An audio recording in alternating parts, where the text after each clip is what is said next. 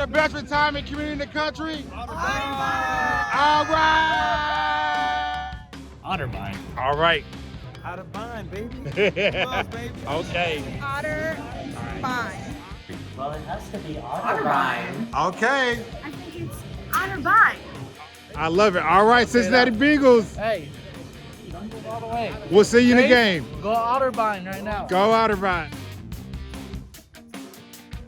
So I am Drew Allen. I work for Otterbein Senior Life. I am our home office director of culinary services. I just returned from attending my first Super Bowl. It was the New England Patriots versus the Seattle Seahawks. Super Bowl 60. It kind of felt like going to an award show. Not saying people were dressed up in tuxedos and gowns, but they probably knew for the last month what they were gonna wear. They were coordinating. You know, you knew who was a Seahawks fan, you knew who was a Patriots fan. For the game, Otterbein gave me a custom Otterbein jersey that I wore that said, "You oughter be at the big game." One or two people did come up and say, "I like that otter on that shirt." But as I went around and asked people, who is the best retirement community in the country? And somebody said, it's Otterbein. He said, you know why? And I said, why? He said, because of their great food. Why? Because they have the best chef, and like you got to go with all the food, right? Oh, I love it. You gotta eat. You gotta eat. I didn't even tell him to say that. And this lady said, like an otter that's on my arm. And she showed that she had a tattoo of an otter, and we thought that was just amazing. So, you know, we got there on a Wednesday, but there's things going on all throughout the week. I think they invited some either high school or college bands there during the week to play live music, you know, and we were able to watch them. At the NFL Experience, and this is one of the video clips, they had a Build-A-Bear. If anybody out there doesn't know, in some of the malls around the country, you go up and you pick the bear, the color of the bear, as they're filling the bear with the cotton and things, you're helping to put the cotton in there. So I went up and purchased a Dallas Cowboy.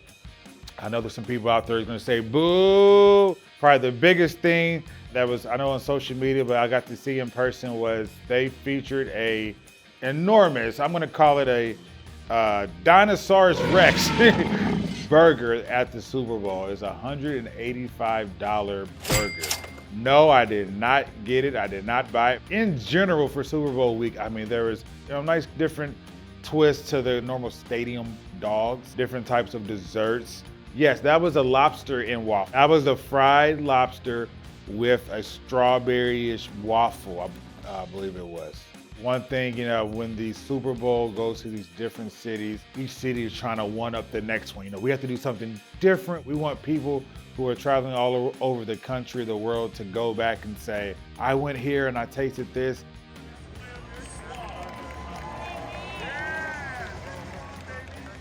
What was it? I think after the halftime show, I think some of you probably didn't get to see it live, but at some point you might have saw that we had a person run out on the field. So, you know, was able to see that live. You know, again, just so many different things, so many things going on. I had a couple of people give me some ideas. You know, wouldn't it be fun if some of your chefs, you know, they came back and, you know, they saw what the Super Bowl was serving and then they tried to serve it at their communities. And I said, you know, I like that idea. What I like even better is maybe next year we look at what they're gonna be serving at the stadium for next year, and we get that a couple weeks in advance, and then our team kind of does that weekend. You know, who knows? Maybe I'll see one of them one day at the Super Bowl.